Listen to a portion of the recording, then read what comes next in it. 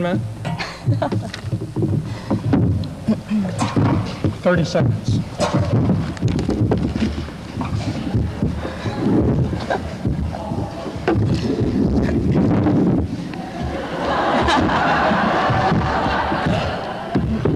Good evening, this is Tom Cooper with the 9:30 News, all the news which is fitting.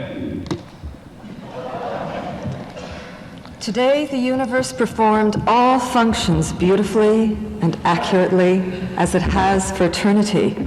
Simultaneous accounts from throughout the universe confirm previous reports that billions of planets and suns are perfectly orbiting on schedule.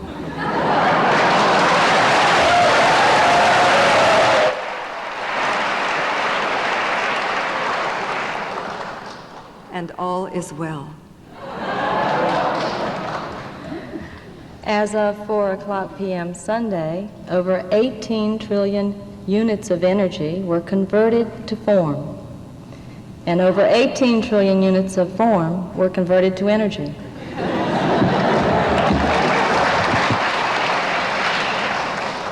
As of 6 p.m. this evening, everything changed.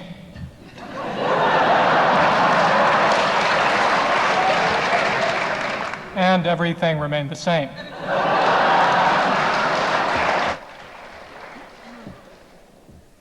On the local scene, the planet Earth delivered 24 trillion blades of grass, 11 million new leaves, and 24,000 babies within the last 7 time units. As many listeners may be aware, we focus on the planet Earth periodically because the only malfunctioning species within the universe, the human being, resides there. Our picture of the Earth since last report has changed drastically.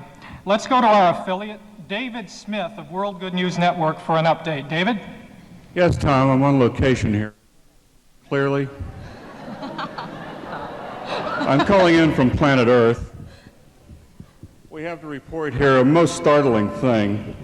Tonight, over 400 people are convening to celebrate their love for the planet and the universe. Although their official report has not yet been presented, inside sources have informed me that the report will make the following points. First, the planet already has initiative. It is human beings who need a Bunsen burner under their Bunsens.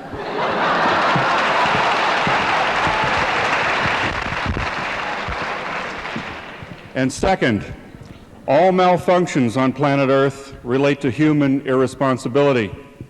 And third, an increasing number of human beings are willing to take responsibility for aligning with the remainder of the universe.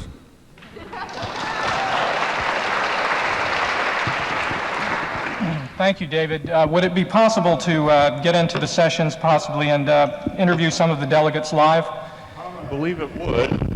Is this microphone working? It is working indeed. I hope you have a clear picture of this. I realize we're transmitting from a great distance here, but I do have delegates with me and I'd like to present them. Sir, what is your name? E.P. Menon from India. Could you stand up, please? Yes, certainly. Okay.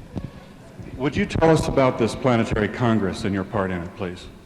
Well, 22 years ago, I heard a message from the prison in London. That was from one of the greatest thinkers the earth had ever produced, Bertrand Russell. He said, from the prison, mind you, it is the individual's responsibility to create a new earth because all art, culture, civilization, poetry, and music, which made this world beautiful, has been the creation of individuals. If you want a new world, it is again the responsibility of the young people all over the world. So, today there are some people in the world planning to create a new education system in which young people can be promoted, encouraged to look around the world, experience the world, study for themselves. And that system is called Friends World College in New York, Huntington. Planetary initiatives is one of the ways to make planetary citizens, world citizens. So I think the time has come. Individuals accept the responsibility and non-cooperate with many power structures which produce weapons and wars, and cooperate with those power structures which would create a new music, new art, which will be of human beings. Very nice. Thank you very much. Sir, would you stand up, please? And what is your name and where are you from? My name is Asafo Adai. I come from Ghana.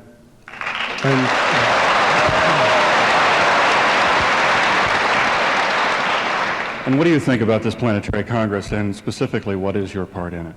Well, I think it's very beautiful. Well, all along, what I've noticed is the sharing of love, you see. Because if it wasn't for love, I couldn't have been here. And I personally, I'm very, very grateful for the Belgian community for making it possible for me to be here. And all along as I've been here, I've seen real love being shared. And I think this will be a very good experience if it will not be just a 9-day wonder, but will be pursued further for the interest of the world. Well, this is my impression. And when you go home, what are you going to do? Well, I think I'll have to work hard, you know, to translate this impression to my people, who I think need to be aware of these activities for active participation, because we really need them too, you know. Wonderful. Thank you very much.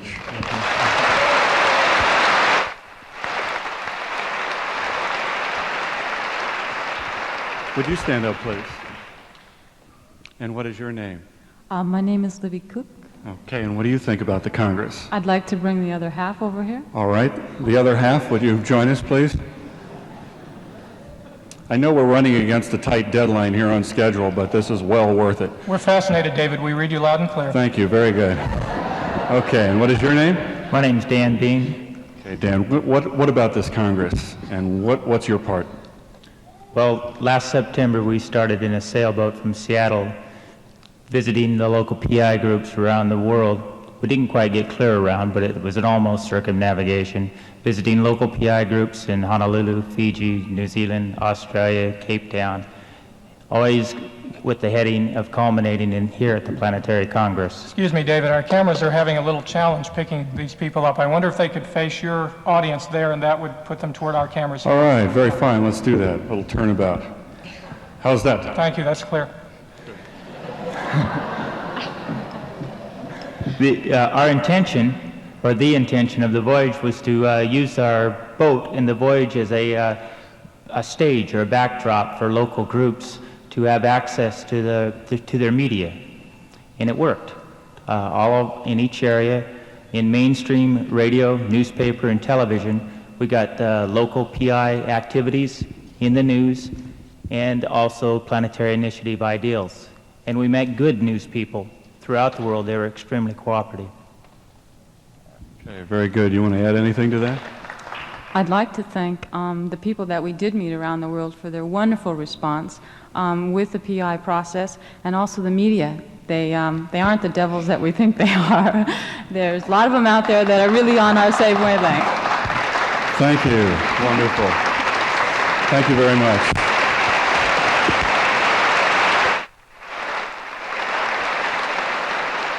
Could I ask you to stand up, please? And what is your name? Michael Bastine. And where are you from, Michael? I'm from the Six Nations area in New York State. Okay, let's turn around here to face the camera. What do you think of this Planetary Congress? This is fantastic.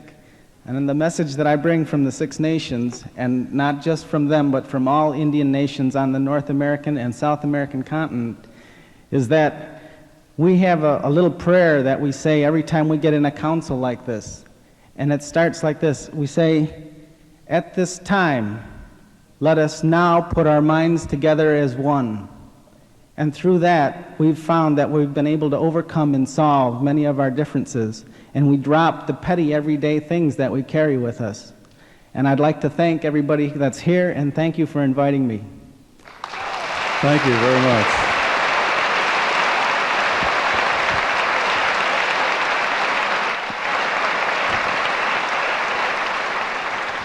Is Stan Phillips here? Stan, would you rise, please?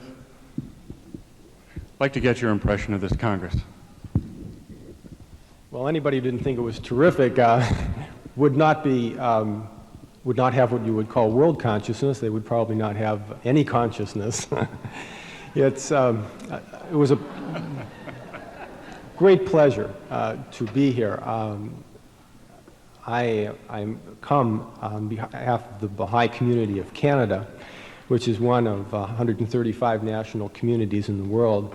And what I wanted to say, particularly to the convention, and its Congress, I suppose would be a better term, is our concern of the last few days that we perhaps were not representative of the world's feelings because we did not have as many representatives from the different cultures and nations of the world as we wanted, does not mean that the peoples of the world are not sensitive and not aware of the great need for the establishment of the unity of mankind.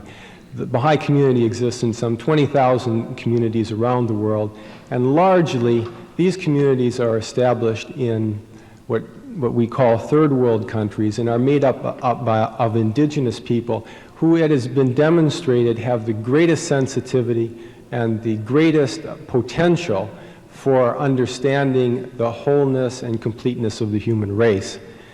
And I say to the Congress today that it is certainly not alone in its feeling of wanting to have the world a single planet. There are millions of people around the world of all nationalities, of all races, who are participating in the building of a world community made up of people of different nationalities, different races, different backgrounds, all of whom are trying as best they can in their lives to inculcate this world consciousness, which has become evident as the ideal of this Congress and certainly is the hope and purpose of Baha'is around the world, who I think would want me to say on their behalf, if I might be presumptuous for a moment and try and do so, to express their praise of this initiative, their acknowledgement of the success of this Congress, and their feeling of oneness with you all. Thank you very much, Stan. Thank you, David. We have these stories beamed up now on monitor 3. I'll read the first. In Seaside, Oregon, exactly 1 month ago, Chris and Joe Oates, Steve Jones, and Mike Russell mounted bicycles to travel to Toronto for the Planetary Initiative Congress. During the marathon outing, they swam every river they encountered, including the Columbia, the Mississippi, and the Missouri, and each of the Great Lakes.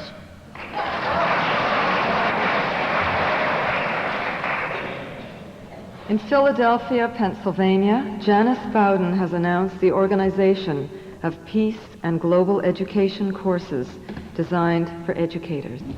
And Dr. Louis Simon of India, currently of Long Island, has broadened the World Friends College to a curriculum which is transnational and transdisciplinary. In Boulder, Colorado today, Carolyn Streamer and the Planetary Initiative are helping the transportation district officials plan local transportation services. Rather than complaining about transportation, they are working toward positive change. And at San Francisco State University, Al Shea is beginning a television program, Planetary Neighbors, which is one of over 100 new positive media productions to be aired locally in the 1983 fall season. Stephen Belts and Laurie Fitzpatrick have given themselves wholeheartedly as a gift to the entire Planetary Congress.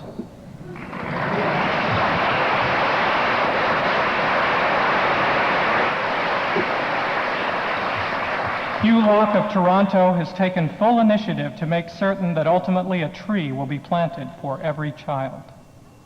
And there are over 190 other good news reports from delegates to the Planetary Initiative Congress. And it occurred to me that even a reporter could allow a change to come in himself. When I was a child, I always wondered if Walter Cronkite had feet.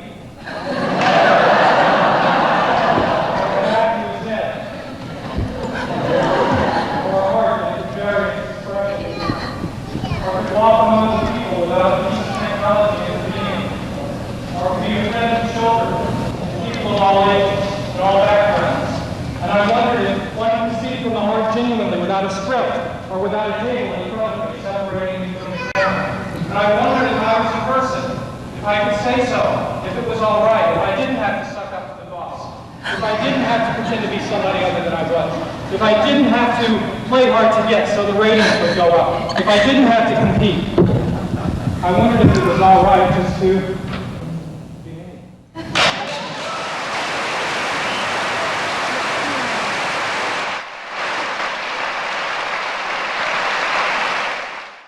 And now back to our lead story tonight, David L. Smith in Convocation Hall, Toronto, Canada. David, take it away. Yes, thank you, Linda. Apparently there is a great deal of action going on here, and it appears that there is some possibility that the malfunctioning species on Earth, the human being, is beginning to take initiative for being caretakers of their planet. As always, the other trillions of suns, planets, and galaxies move in harmony to absolute perfection. It very much looks like the peoples of Earth, taking full responsibility for the world, will bring the energy of the entire universe back into 100% full functioning. That's good news.